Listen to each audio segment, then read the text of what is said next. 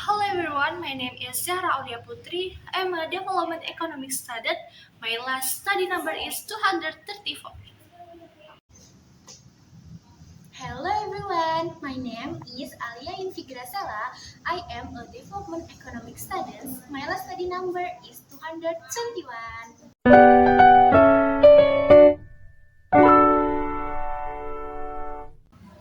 Hello everyone, welcome back to our podcast. I'm Alia. And earlier today we will discuss about an interesting topic.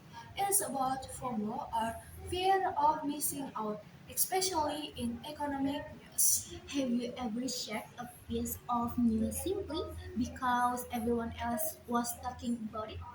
Or believe it a handle without checking whether the information was actually accurate? If you answer yes, don't worry. Most of us have done it some point. The problem is the when misinformation in the economic news, the consequences can be much bigger than we realize.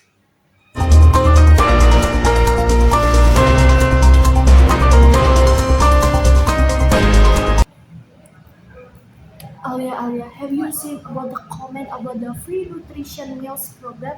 Many people are saying it's a complete waste of money. I think it's the comment is right.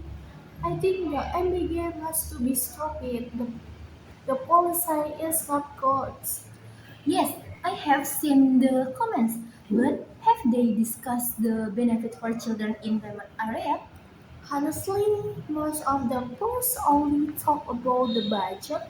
That's the problem. People focus on one side and ignore the bigger picture. So, before we say a policy is good or bad, we should first understand its costs and benefits. Exactly. That's why economy analysis is all about. Okay, I must to say about my arguments. Okay, let's start with a simple question. What exactly is FOMO? FOMO or fear of missing out is the feeling that if we don't react immediately, we might miss something important.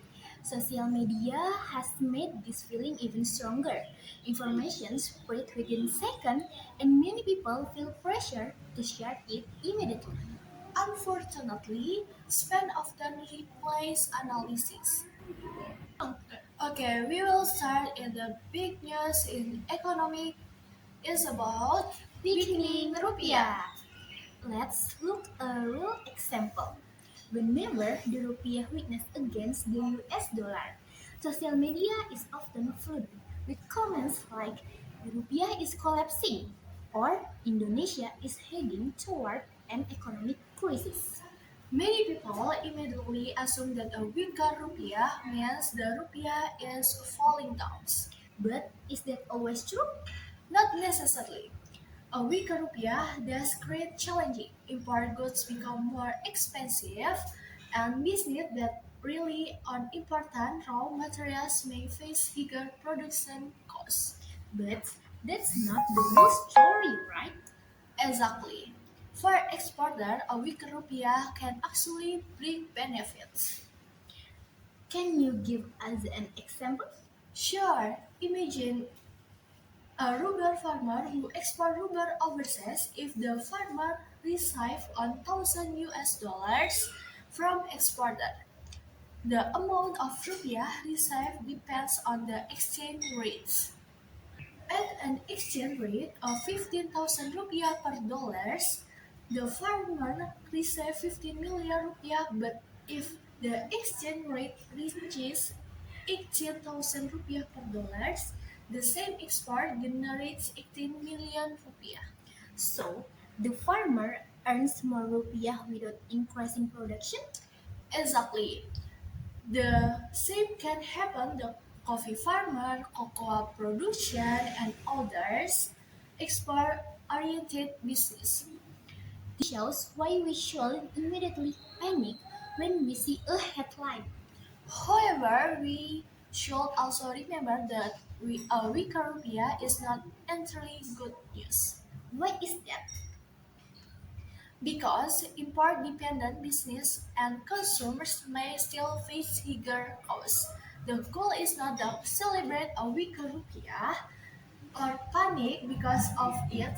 The goal is understand the full picture. Okay, let's move on to the another example. The Free Nutrition Meals Program or MBG. Wherever this program is discussed, many people focus only on the one thing. It's about the cost. Some people say that the budget is too large and that the money could be used elsewhere. Those concerns are reasonable. Public spending should always be evaluated critically. But should we stop the discussion there? I don't think so. We should also ask who benefit from the program. For many children living in a remote and underdeveloped areas, especially in Indonesia, is 3 trillion regions.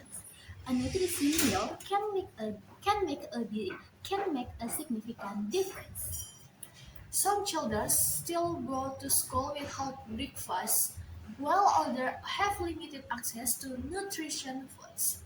From a development economics perspective, nutrition is not merely a social issue.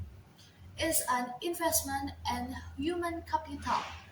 Healthier children tend to learn better, become more productive, and contribute more to the economy in the future. The program may also create opportunities for local farmers, food suppliers, and small businesses. Okay, yeah. Now, does that mean the program MBG has no weakness? Not at all. Every public policy has challenging What kind of challenges?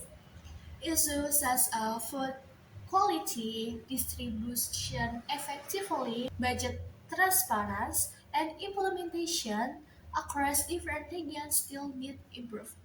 So, the discussion shouldn't be about blindly or supporting or rejecting the program.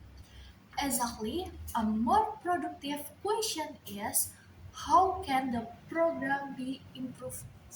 In the other words, instead of immediately demanding that the program be cancelled, we should focus on making it more effective, efficient, and accountable. That's the essence of economic analysis. We identify weakness, not ultimately reject a policy, but provide recommendation for improvements. As development economic students, what role should we play in situations like this? Our role is not the faster people sharing information. Instead, our role to explain information clearly and objectively. When society react emotionally, we should respond analytically. Instead of spreading panic, we should provide context. Instead of spreading fear, we should provide evidence. Okay, today's discussion reminds us that economics news is rarely one-sided. When the rupiah weakens, some sectors face challenges, while experts may benefit. When people discuss the MBG program, some focus on the cost while others focus in long-term benefits. As a development economic student, we don't stop about the headline. Instead, we should ask who benefits, who is affected, what are the long-term impacts, and how can the policy be improved. Because economic is not about choosing side. It's about understanding reality and finding better solution. Analysis first, for more later. Okay, thank you for your listening and see you in the next episode. Bye bye Goodbye. everyone. Hello everyone.